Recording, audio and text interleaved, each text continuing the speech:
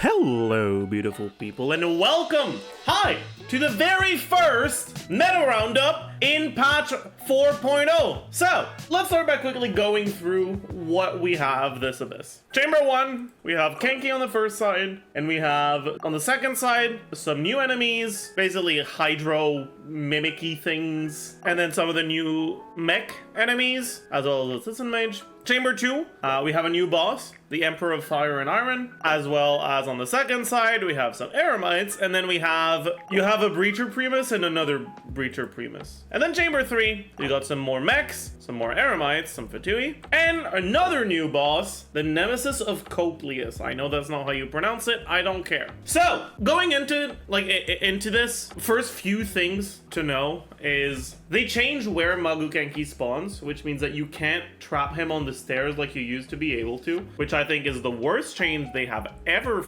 made, but it is what it is, I guess. So we're gonna have to use some new AI manipulation if we don't want him to move too much. So we'll talk about that later. These enemies spawn very, very far away from each other, and there are ways to group them, but unfortunately, the best one is just Venti, and outside of Venti and like maybe Sacrificial Sword Kazuha, nothing else really works well, and so you're better off just waiting until they group by themselves, which takes like around 20 seconds. It's kind of just guaranteed time loss, which is unfortunate, but it is what it is. For this guy has a Pyro Shield that significantly boosts his resistances, which means that you're gonna want a way to break it. However, and this one's a bit of a yikes, the Pyro Shield is not like him, it's like on him. The Pyro Shield is on his horns, and you don't auto-target the horns, you auto-target him, which means that there's only some attacks that will be able to actually hit that shield and reduce its elemental gauge. So we'll talk about that as well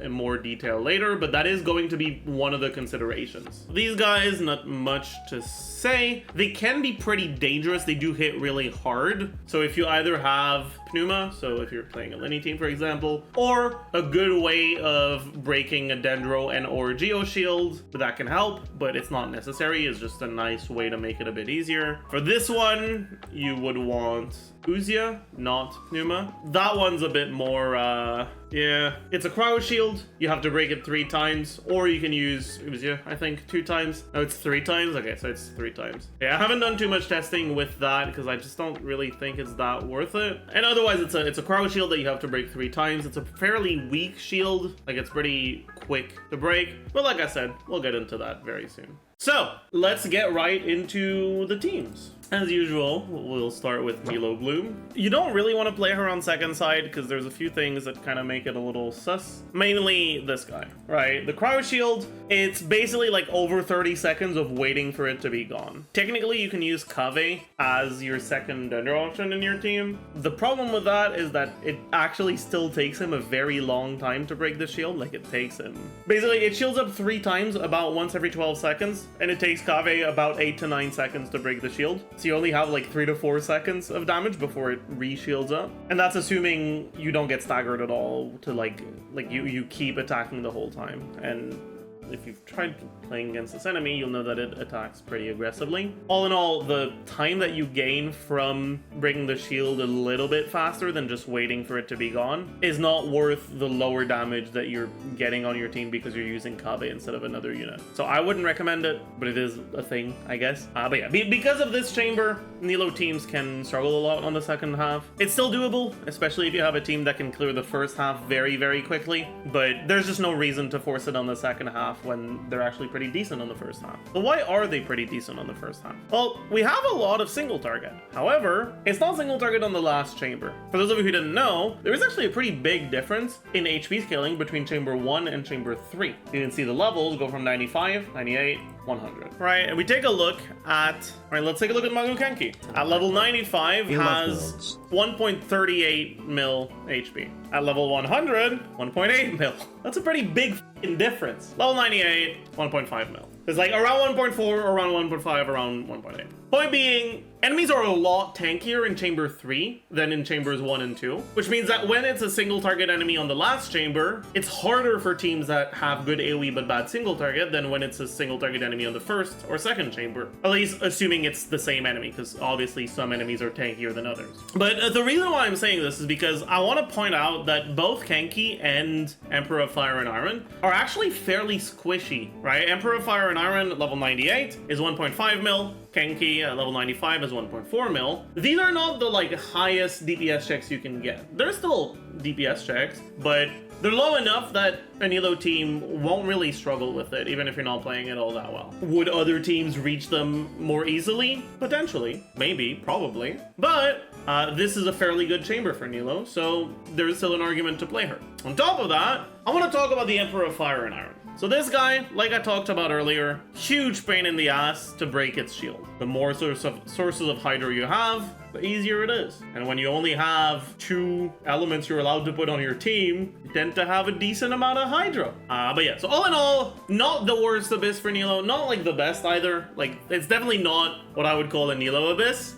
but Nilou's still fine, right? Like, this is not one of the abysses where she's gonna struggle the most. Next up, non-Nillou Bloom, just don't, as usual. Honestly, I'm gonna remove this from my list. Just don't play that shit. Okay, Burgeon! Woohoo! Let's start by talking, as usual, about like the straight up normal Burgeon team where you have Hydro, Pyro, and Dendro, and then you just have like a second Dendro or a second Hydro unit. It's never really been the best way to play Burgeon, but it's actually not that bad this Abyss, because especially if you're double Hydro that you're going is Xingqiu, you're gonna have enough single target damage to deal with these, while also having AoE from the fact that it's a Burgeon team to deal with this without too much of a problem. It's alright. Most of the good Burgeon triggers are not very good at breaking Pyro shields, so I would not really particularly recommend it against the second side, but it is still playable. Hyperbloom, I mean, Hyperbloom is Hyperbloom. It's good, as usual, this Abyss. I don't like it too much on the second side because the potential difficulty of dealing with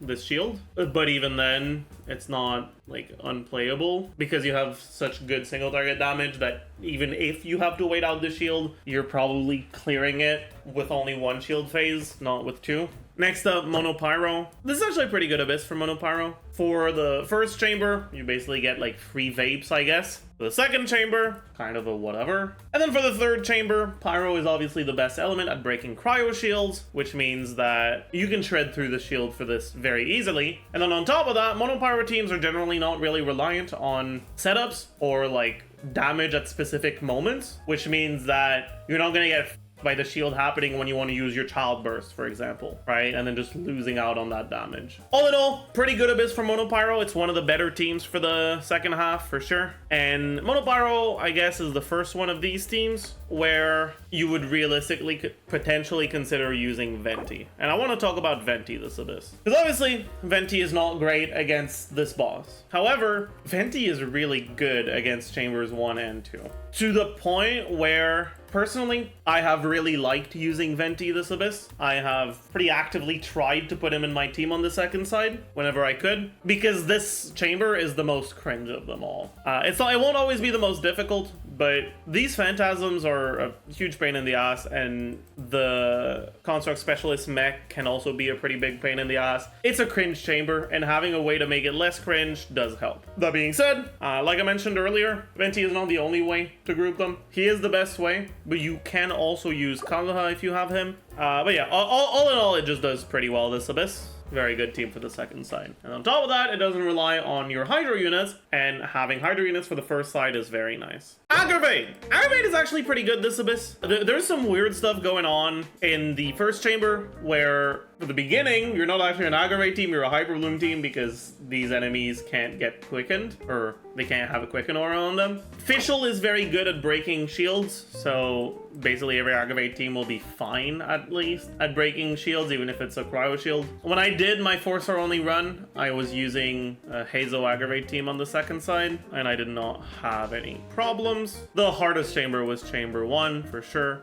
but the first time I did it, I had the wrong artifacts on Beto, I think, and I didn't realize it. The second try, I still had like 30-40 seconds to spare, so even if it's like a little rough, it's not that bad. Aggravate teams specifically are pretty good at dealing with this because very often people tend to play Kazuha in their Aggravate teams, which breaks the Geo shield very easily with his E and plunge attack, and the Electro will break the Dendro shield very easily. So that's pretty cool. Spread teams, so teams with Hytham, will still also be pretty good. They're going to struggle a little bit more with breaking this shield because they don't tend to have as good Electro application, and Dendro can't break crowd shields, but it still shouldn't be too big of a deal because you do still have that Electro. For the first side, the Emperor of Fire and Iron is a lot rougher for any team that doesn't have Hydro. I guess I'm talking about Aggravate for this one as well. Well, technically it is possible to break it with Electro. It's gonna take you a while, and a lot of attacks don't actually hit the horns. So basically none of Oz's attacks hit the horns. Beto's burst doesn't hit the horns. It can't reach them. I haven't tried using Beto burst like while it's like this, which it does do for a few attacks, but even then her E doesn't really hit the horns. It's rough. And this enemy does have, I think it's 90% resistance and then 140 Pyro resistance to every element until its shield is broken, which is pretty rough, right? It does reduce your damage a lot. You can brute force it with like VV, reducing that to 50% if you have a lot of damage, because it's not that tanky of a boss, but it's still not like what I would recommend doing. So all in all, I wouldn't really recommend playing any team that doesn't have Hydro on the first side, but it is doable. It's just not really what I'd recommend. Freeze. So chamber 1 and 2, not the greatest for freeze because they're bosses and those are not freezable. Chamber 3 is pretty good for freeze, but yeah, it's not that ideal. But at least it's better than the second half because this is fine. Like it's all right. Like these guys get unfrozen after a while if you freeze them, but it doesn't really matter. These guys, no real problem. But then you get up to this, and something I haven't mentioned yet: 70% crowd resistance. Have fun.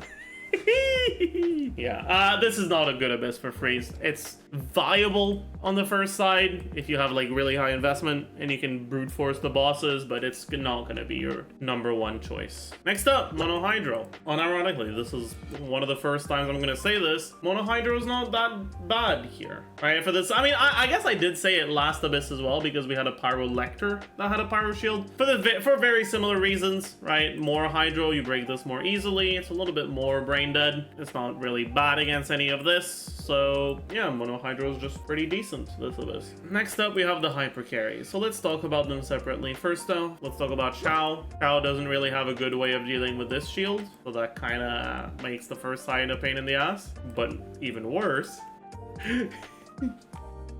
it also has 70% animal resistance. So second side is also not a great idea. You can put like Elan or Xingqiu in his teams. I mean, we'll talk about Yelan's ability to break this, but mostly just Xingqiu in his teams. And it can work, but it's just not really ideal.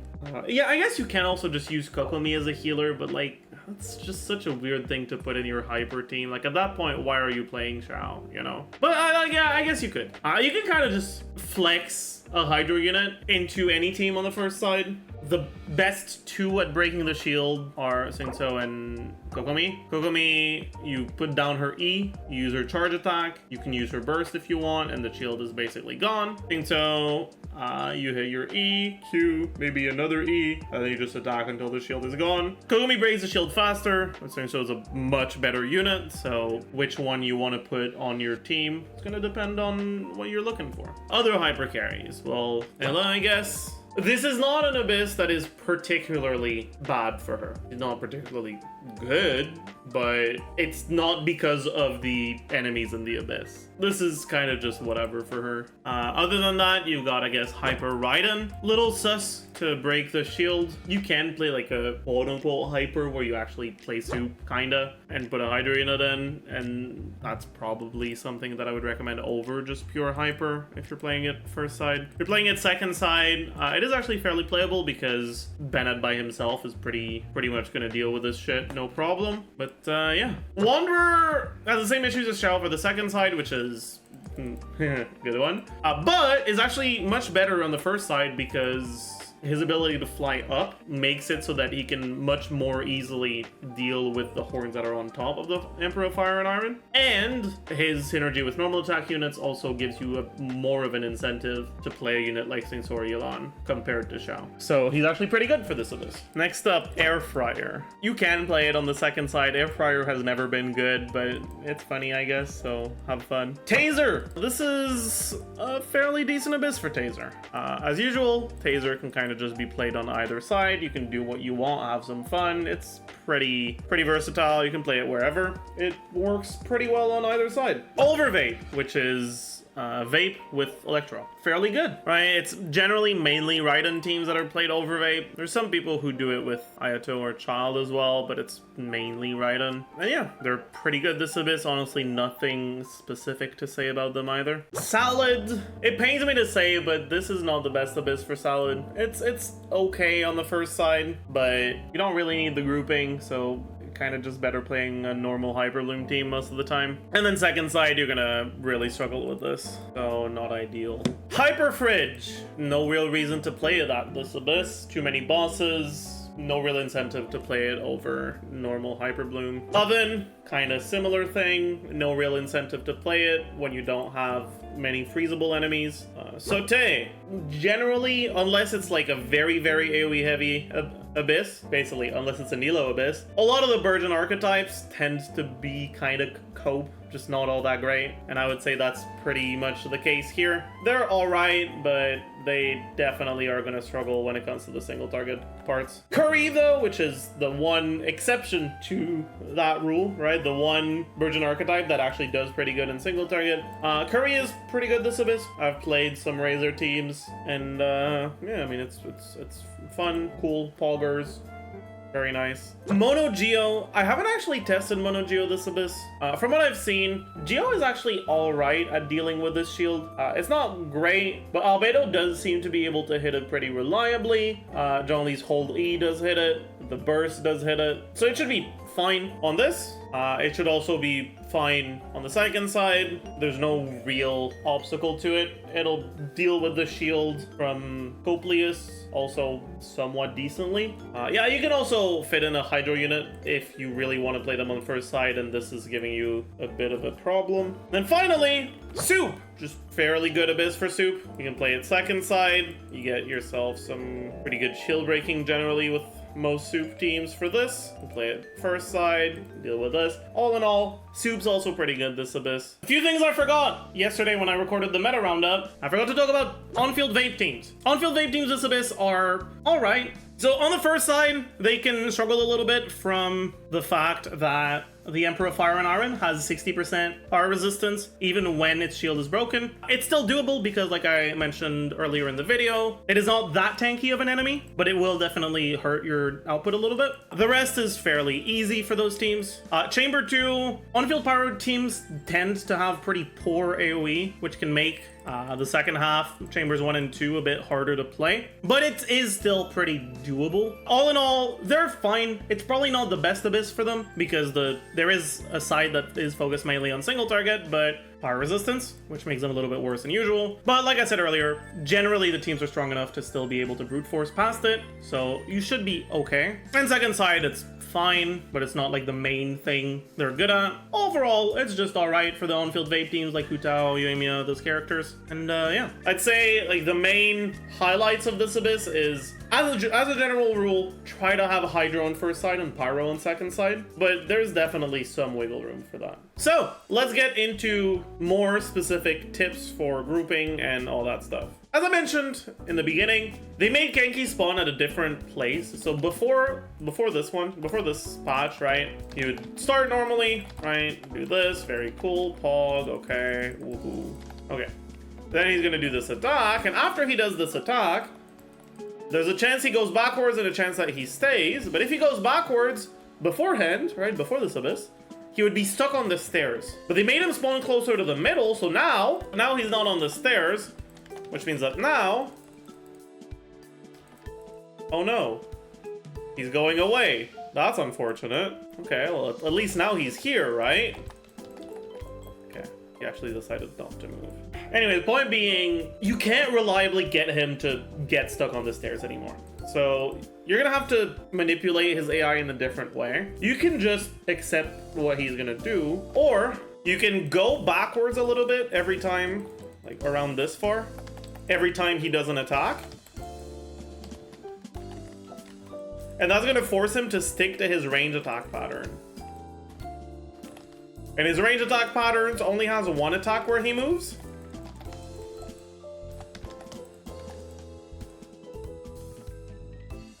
And so he's gonna be a lot less mobile. Anyways, point with this is Xingqiu is a lot more cringe now. It's a little rough for Circle Impact teams because you're gonna be forced to move a lot more, most likely. There are ways to work around it, but it's definitely something to keep in mind. For the next one, obviously if you have Venti, all you have to do is you use your Venti burst and they're gonna group. If you don't have Venti, we've got two options. You can either basically use more than one E to group them with Kazuha, or you can go backwards, wait for them to walk forward a little bit, and once they've walked forward enough, they'll be in range for you to hold E and group them.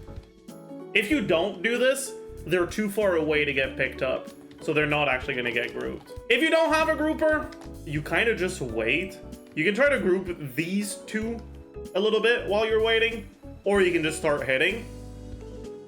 And if you wait for them to do 2 attacks, right, they're gonna transform. And then these guys, their range attack makes them go forwards towards you, and then you can kind of group them. But as you can see, right, it's not like the most amazing grouping you've ever seen. They're still not anywhere close to perfectly grouped, right? So just know that going into it. Then for this one, right, you want to go and target her first because she's gonna teleport away towards the big guy. Obviously, if you have a grouper, you can just use them. The big machine will always just be cringe. There's not much you can do about it, but it'll eventually come towards you, and then you just vibe. It also sometimes decides to spin to win with this attack, which is very annoying because it takes a while, and you're just waiting and waiting, and okay. I don't like this chamber. I think it sucks. I really hate it, and I wish it did not exist. Like, it's not difficult, it's just really cringe. Next up, let's talk about this guy. He's always going to start with this attack. As you can see, right, I just applied Hydro, but it didn't do anything. This hit, oh, he dodged it. And now, as you can see, Yelan is not the best at dealing with this shield. If I used the burst when he wasn't jumping, the burst would have hurt the shield a little bit. But yeah.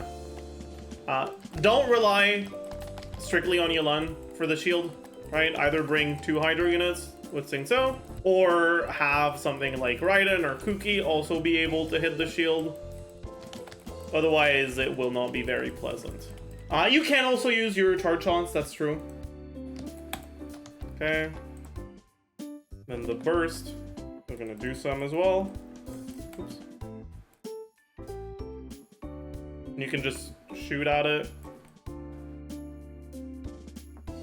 And it does work, but it's definitely not the most pleasant experience. Yeah. But that is a way where you can do it with Yelan. Next up, this chamber, you have these 3 guys, these 3 Eremites. These 2 will walk towards you, so you don't really have to do anything, and they're going to group themselves up for you very easily. After that, you've got these 2, which I talked about earlier. They do hurt a lot, right? Like, I'll stop attacking for a second. Alright, you can see I'm taking a lot of damage. And that's with only one of them attacking me. Ooh. If you stagger them, you can prevent them from shielding up. At least for a while, until you stop staggering them. Then for this, you're gonna have to go on the side so that they jump backwards onto her. Then on this side of this one. So he does the same thing. My angle was a little bit off, but it's nothing too bad. After the first wave, on the opposite side to where the enemy started, you're gonna have the big guy. The lady will basically run up to you. The big guy will not, so you want to go to the big guy so that they group themselves up without you having to do anything. No real problem on this one. And then finally, you've got Copious Chamber. Unlike in the overworld, it's always going to start with the special attack.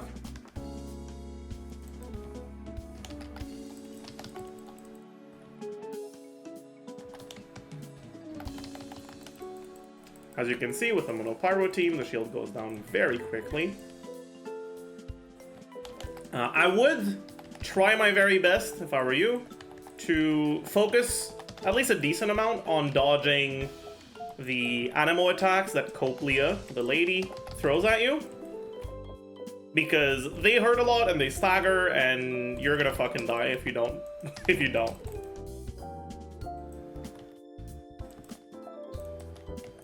Alright, there we go. If you have enough healing, it's gonna be fine, but it is something to keep in mind. They do hurt quite a bit. After their first big phase is over, it's basically smooth sailing from there. I'm gonna get them low, but not quite kill them. Another one, maybe? Yeah. If you take too long to kill them, if your team doesn't have enough single target damage,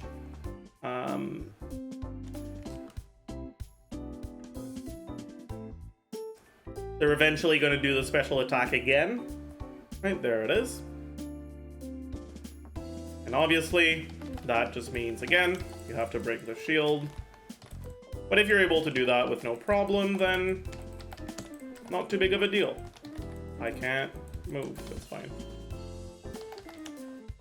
But yeah, that's basically it for this meta roundup. I'm not gonna have a showcase like Zajeff's teams of the patch that I've done in the past, even though I've never named it like that before. I'm just like running through it with two teams, I guess, like more like different from what you might expect from other people, because I'm not feeling too well today. I might actually post that as a separate video. Let me know in the comments if that's something you'd want to see. And yeah, as usual, hope you guys enjoyed. Leave a like, subscribe, all that good stuff, and I'll see you guys in the next one. Bye, YouTube.